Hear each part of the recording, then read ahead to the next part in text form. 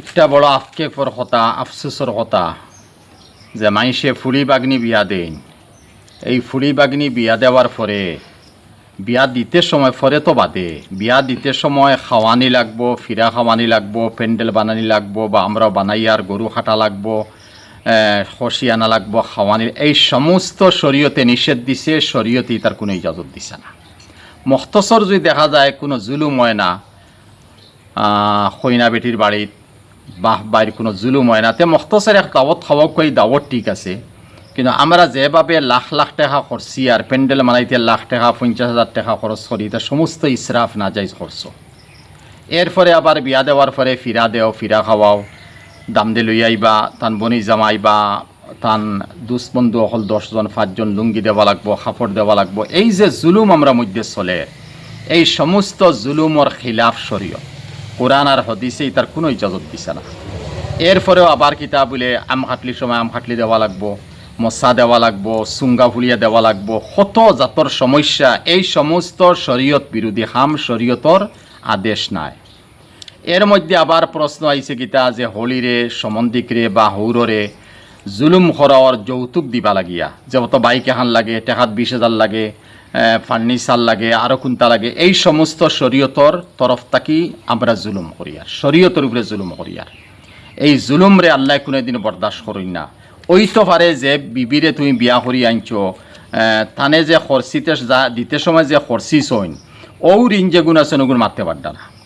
তুমি এরপরে আর উপর ইঞ্চি তুমি কিছু যৌতুকর দাবি হড্ডায়, এখন তারা মাটি বেচিয়ে তোমারে দিতানি, তারা গড় বেচিয়ে তোমারে দিতানি, তারা বাইক লইতা নানি, তারা দরকার নানি, তারা খারবারের যে ফুঞ্জি আছে গো আড়াই লিতানি। তোমার তো শরম লাগা দরকার নাই। তোমার এক বাপের জন্ম দিছ, তোমার এক মায়ের জন্ম দিছ, তুমি বাপর বেটা, তুমি মার বেটা, তোমার খানদান আছে, তোমার ইজ্জত আছে, তোমার দৌলত আছে, তোমার জওয়ানি আছে, তোমার হিম্মত আছে, তোমার বাহাদুরি আছে, তোমার লেখাপড়া আছে, তোমার খাজ কর্ম তুমি জানরায়, তুমি ব্যবসা বাণিজ্য জানরায়, তুমি আজিরা করতে পারবায়। এরপরে তুমি হৌরর খান্দ কিলো উঠি যাও, হলির খান্দ তুমি কিলো উঠি যাও, হৌর আর হলির দৌলতর প্রতি তোমার লিপসা কিলো হয়ে যায়। হায়া সরম আমরা থেকে একইবারে উঠে গেছি। যদি কোনো মানুষের হায়া সরম থাকে আর খানদান বালা থাকে, তো এই মতো খানদানের ফুয়ায় কোনোদিন এলা যৌতুকর দাবি করতো না। ইহাতকে যৌতুক দেওয়ার পরে লইতো না হইবে, এটা আমার লাগে না, শরীয়ত নাই, আমি লইতাম কেনে।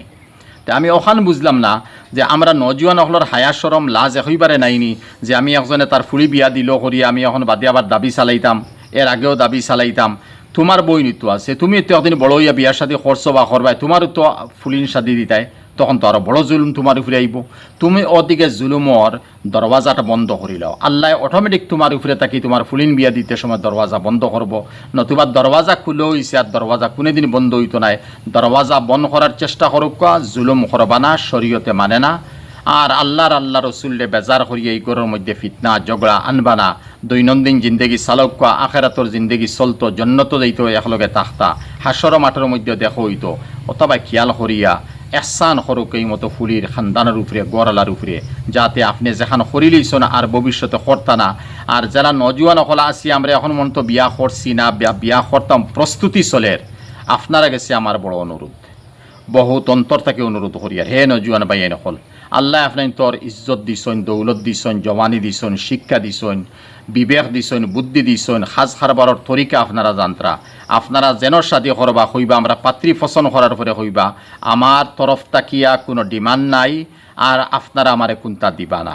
অতখান যদি আপনি পাত্রয় আপনার হর হরিরে শুনাইলাইন, আর সে আজিম ফন্ত খুশ হয়ে যাব। হাত তারা দিবা, এরপরও দিবা। তারা মনে মনে বাব্বাই কথা যে আমার ফুলি দিয়ার কিতা লাগি দিতাম না, তুলা দেই দিবা তারা। কিন্তু তুমি ওখান হইলাও হৌর হরিরে খুশ করিলাও, ওখান হইলাও তোমার বিবিরে খুশ করিলাও, ওখান হইলাও তুমি এই খানদানের মধ্যে গড়ে গড়ে সেকেন্ডের ভিতরে, মিনিটের ভিতরে তোমার সুনাম গিয়া পৌঁছিব। যে এমন এক পাত্র আমরা পাইছি, যে পাত্র আগে পছন্দ করছে, হরিও উঠিয়া হয়েছে, তার কোনো ডিমান্ড নাই, আর কোনটা দিলে হে নিতেও নাই। অতখান করবা ইনশাল্লাহ।